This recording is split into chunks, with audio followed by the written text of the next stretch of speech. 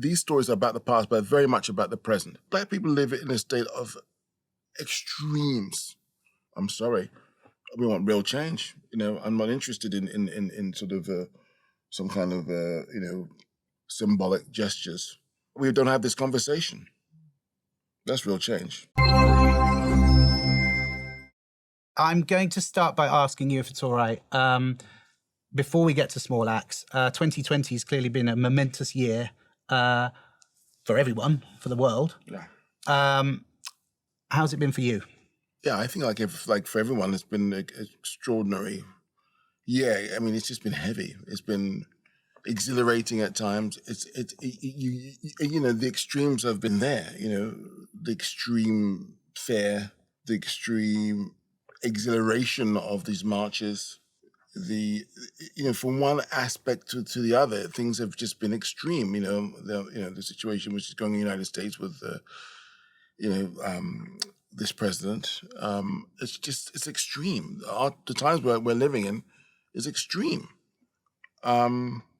And it's not hollow. It's not lukewarm. It's either hot or cold. Mm-hmm. And as a person who's involved in making things as an artist, you obviously it's impossible to ignore that. Yeah. Do you consider yourself a political artist? I don't know who isn't, really. I mean, again, even the most innocent of things to fall in love is political. I mean, where does that person come from? Where does that person come from? How did they get there? How did they meet?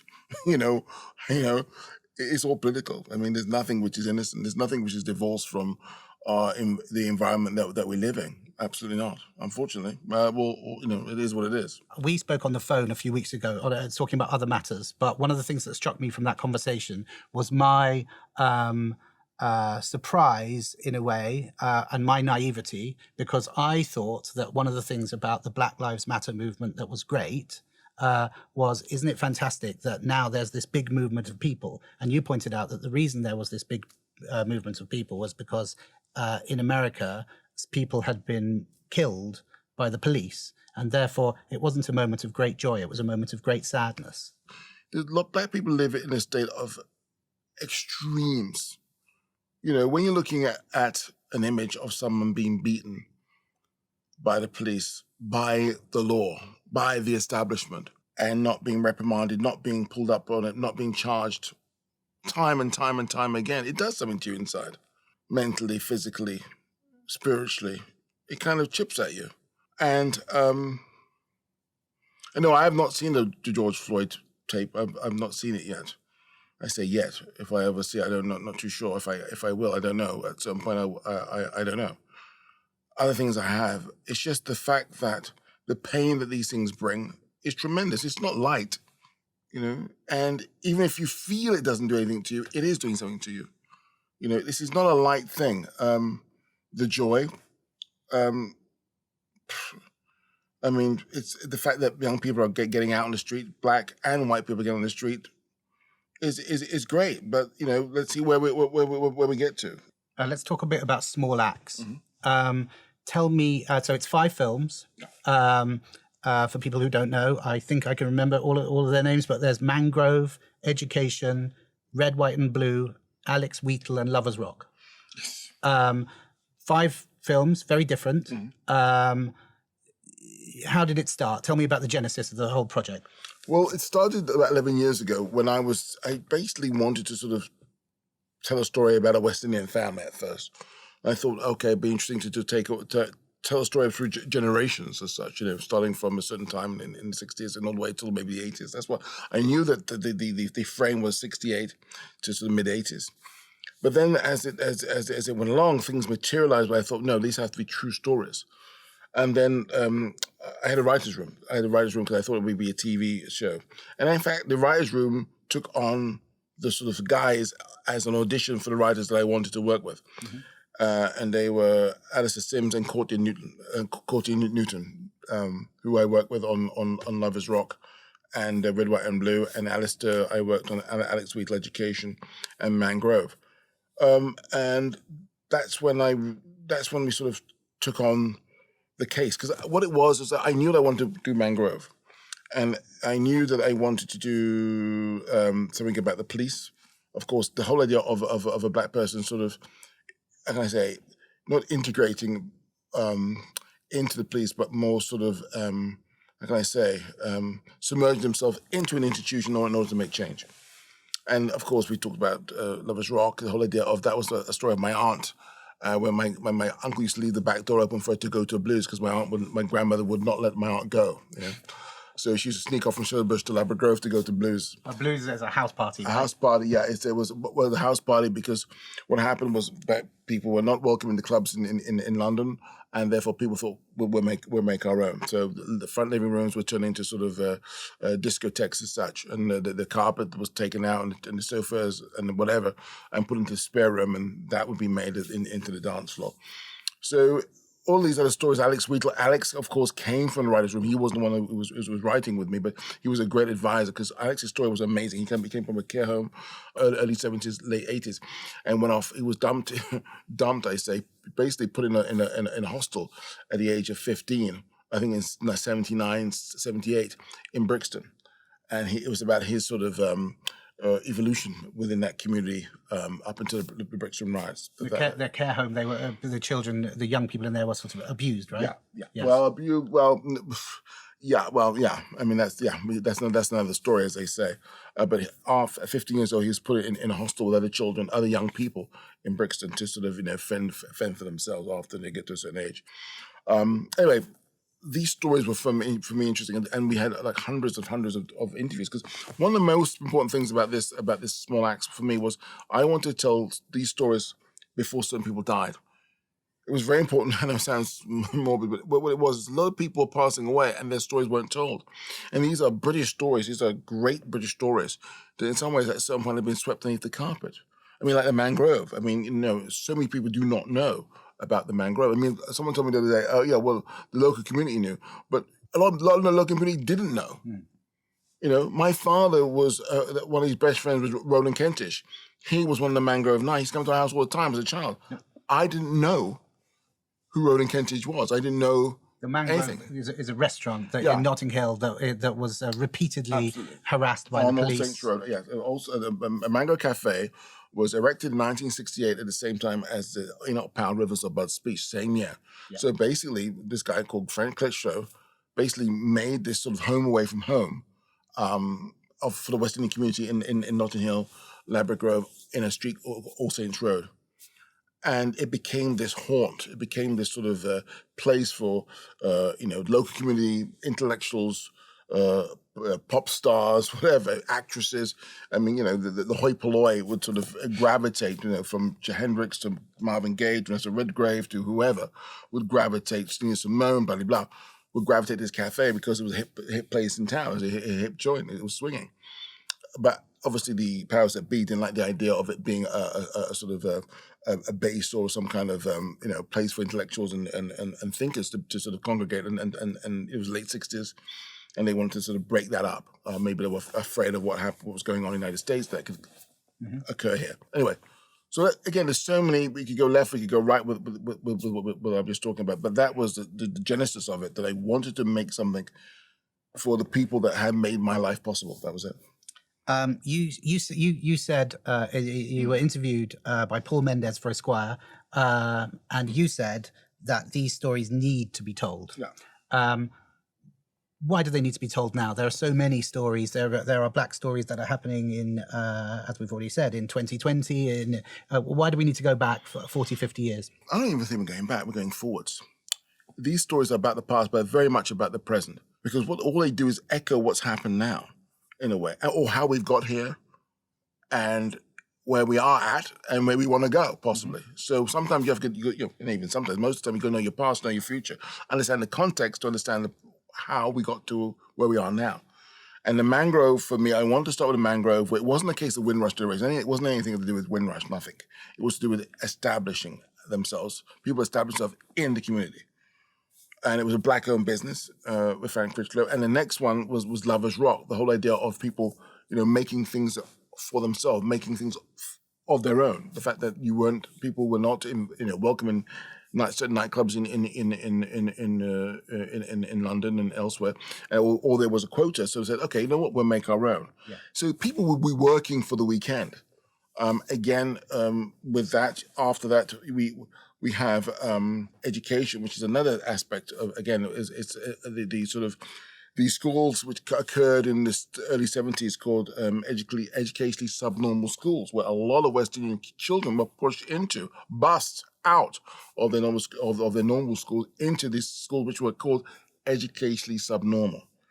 And that the sort of the crime of that needed to be spoken about. And also it reflected my own sort of journey within education, which wasn't particularly pleasant. And again, after that, we have sort of Alex Wheatle. We spoke about Alex coming from a hostel. You know, he was an orphan, and he grew up in an orphanage and bussed off to a hostel in Brixton in 78, excuse me. So, and the last one again, just sorry, bear with me. The last one being Red, White and Blue, where what's happening is a black person trying to sort of enter into the establishment in order to change. It's a true story of a black man who joined the Metropolitan Police. Yeah, Leroy Logan, who joined the Metropolitan Police in 1983, who became one of the highest-ranking black policemen in the Metropolitan Police, and subsequently sort of founded the Black Police Association. But what actually happened to him and his journey is almost what's going on now. What happened in 1983, in some ways, and 1984 is actually where we are now. So this is going to be my next question for you, Steve, is that you're depicting the struggle of those black communities 30, 40 years ago, to have a sense of belonging, to have a sense of, a stake in Britain, the development of black British culture, right, and society. Is it better? Sorry, not only black British culture, period. British culture, period. We changed it. I mean, everything. We changed everything, even the way you dress. Yes. Everything. 3/4 went pants. I mean, everything. The mods, the rockers, everything. Let's Music, not play. Everything. Oh, let's not play. Let's not play. Skinheads. Let's not play. So the question is: are things better today for the black community after having gone through all those struggles that are depicted and all that creating of their own culture, as you describe in Lovers Rock? Is it better today? To some extent, absolutely. I mean, there's been huge amounts of progress, but it's not good enough. Let's be honest. I mean, it's not good enough. So my story of Leroy Logan stops in 84, where this man has attempted to sort of integrate into, not even the word integrate. I mean, I'm using the wrong word, but sort of enter into, sort of assimilate, not even assimilate, but sort of in order to assimilate, in order to change things within. And to say he's been stopped. There's a certain limit, there's a certain level you get to, and then there's a situation where there's a barrier. And I think that's where we are now. And I think a lot of black people, in the UK and US will see Red, White and Blue and understand it completely. Because it's not just about the police; it's about other organizations where you get into, and then that's it. There's no moving up, or there's a sort of barrier, and we'll see how that changes. Possibly, with the recent events, we'll see how that will progress.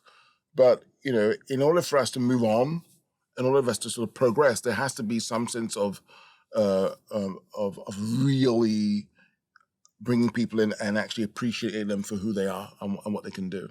Steve, there's so much stuff in the culture at the moment that looks encouraging. Black Lives Matter as a slogan has been in some, I don't know if appropriated might be too strong a word, but it's been used anyway, or employed by brands, organizations. When you turn on the TV and watch the football, it says Black Lives Matter. It's Black History Month at the moment, and you see I had a letter in the post this morning, and it stamped on it by the Royal Mail. It said Black History Month, which sounds good. It's better than maybe than not saying Black History Month. Does it all mean anything? Hooray! I mean that as the tone I say it in, because okay, well, let's see what happens. I mean, a man had to die with someone's knee on his neck for over 9 minutes. There had to be a global pandemic there had to be millions of people marching on the street all over the world for people to think, maybe there's something wrong here, possibly. There's something wrong here, possibly. So if I have to sort of do a somersault about a stamp on a Royal Mail envelope, I mean, I'm sorry. We want real change. I'm not interested in sort of some kind of, symbolic gestures. What would real change look like? That we don't have this conversation. That's real change. Can we go back to the beginning of your life, in a sense, because it plays into small acts. They feel like personal films to me, even when they're not. You yourself experienced racism, institutionalized racism, as a very young person in London. Mm-hmm. Could you talk a little bit about that? In what way? Well, you went to school, and I think that you were treated differently from the white children. Well, at my school, it was a lot to do with that, for sure, absolutely. And I've gone back subsequently, and I remember giving achievement awards in 2000 or something it was, and the new headmaster said yes, the school was institutionally racist at that time when I was there. I mean, he didn't have to tell me that. For example, there was a young man who plays a big part in small acts, an actor, and his mother went to my school.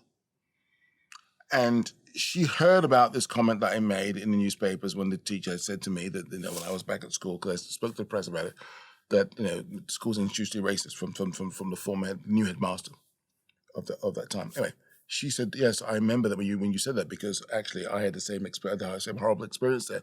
And it was so bad that I still lived in the area, and it was so bad that I decided to homeschool my children.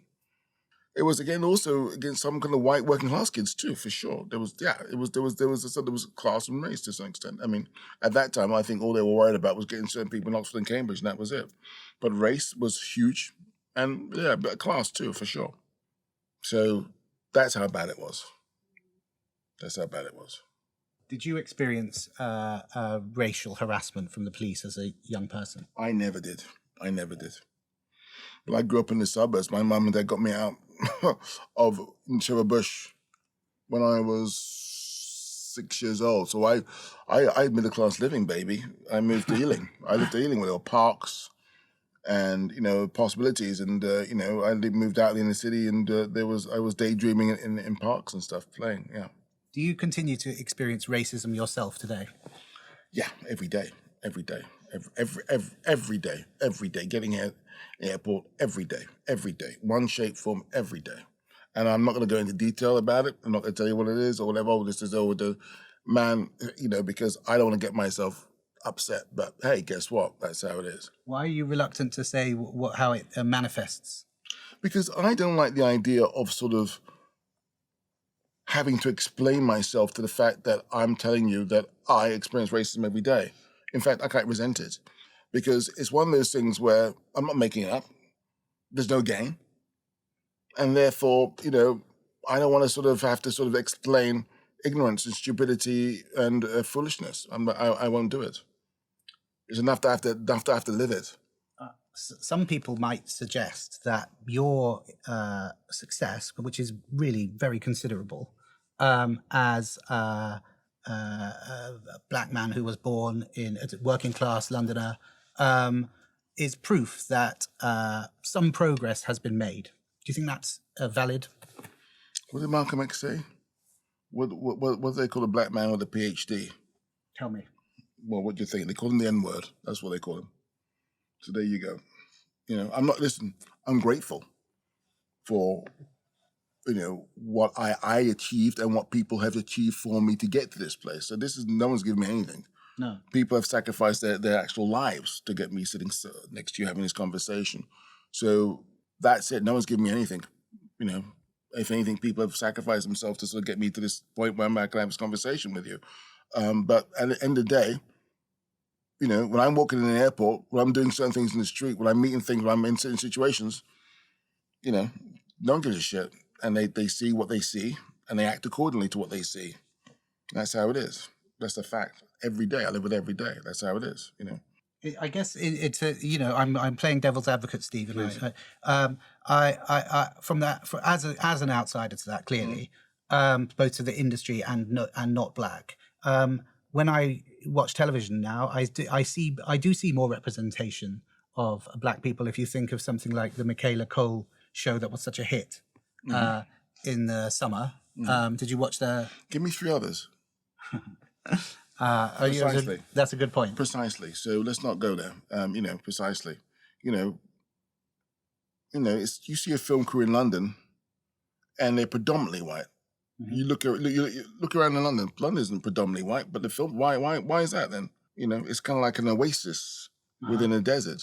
How about in Hollywood? Because I can give you more examples of your own work. Clearly, a film like 12 Years a Slave was a huge hit, and it won the Oscars. And since then, I think that probably opened the doors for quite a lot of people. But since then, we've had big hits. Get Out. I've got a whole list of them here. Selma, Moonlight, Green Book, Black Panther, Black Klansman. All these have been both hits critically, box office, and awards. It indicates that something is maybe changing. Something is changing, yeah, a little bit. Absolutely, there's no two ways about it. But again, when we don't have to have this conversation, then we're home and dry. Do you feel optimistic that we're getting closer to the time when we don't have to have this conversation? I'm optimistic. Yeah, I'm kind of one has to be, otherwise you throw yourself off a bridge, I suppose. But we'll see what happens. We will see what happens. I mean, all I want to do is when I look in the mirror, what's behind the camera is reflected in front of the camera, and it's not. Yeah, and that's how it is. And to make things are rare; they're rarities. And in order to, and you mentioned all those films, they have to be super special good for them to come out. Yeah. So when we get crappy black films and we don't think about it, then we're in a good place. Is there a project here with small acts, not just small acts, but it is about the fact that black people traditionally have been underrepresented.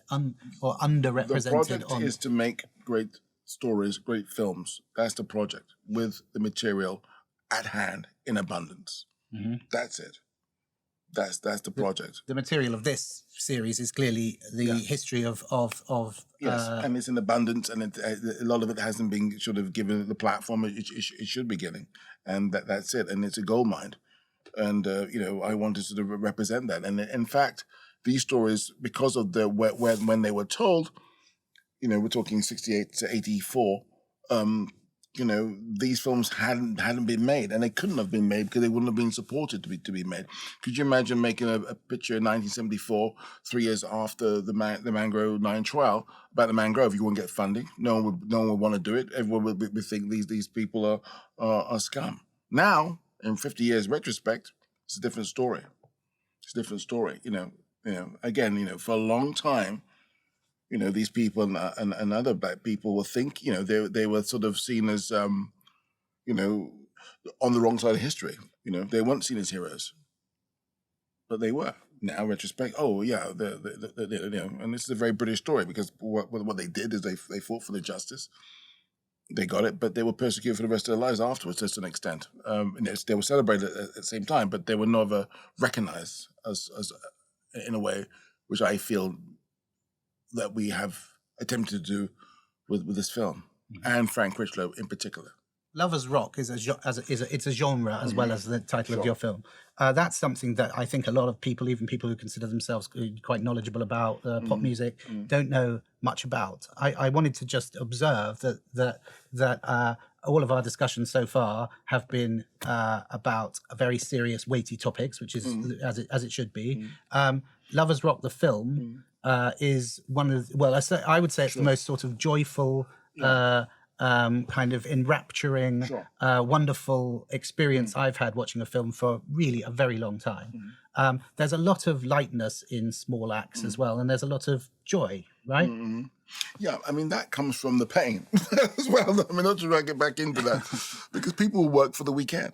People would work for that weekend, and as as a lot of working class people did, they work for the weekend, and particularly the black people, because they had such the racism and nonsense that they had to deal with in that week, and to get to that blues, to actually to expel stuff was very important again. And then with Lovers Rock and again the dub at the end of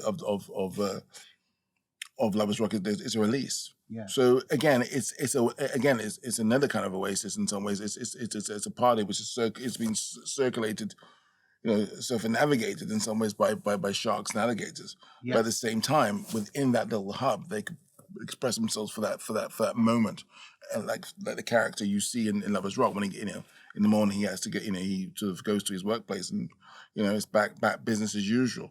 But yes, it is a situation of how music can be healing, how music could be, and obviously love and the romanticism of that. And it is that party in Lovers Rock is like any party you could imagine that you've been to. Of course, it's very different, of course, to a lot of parties that other people have been to. But again, there's something universal about it, which I very much, which I love very much. It's a fairy tale as well. It's a fairy tale. It's my aunt and the fairy tale because she goes back to her house in the end of the picture. I'm not spoiling for anyone. And the carriage turns into a pumpkin and the horses turn into mice. Yeah. Yeah, I think that people who, like all of us, who have been socially distant and unable to go out and have a good time, will either particularly enjoy watching other people do it, or kind of feel, oh my God, this is so. It brings it home, doesn't it? It's a celebration of the senses: the audio, the hearing, the taste, smell, sensuality, sexuality. Every single sense is celebrated. Absolutely, no, yeah. At the beginning of the year, you were in the New Year's honours. It announced that you're knighted. You're Sir Steve now. Do you use that? Should I be calling you that? Call me what you want. You can kneel if you want. Maybe I'll kneel after they turn the cameras off.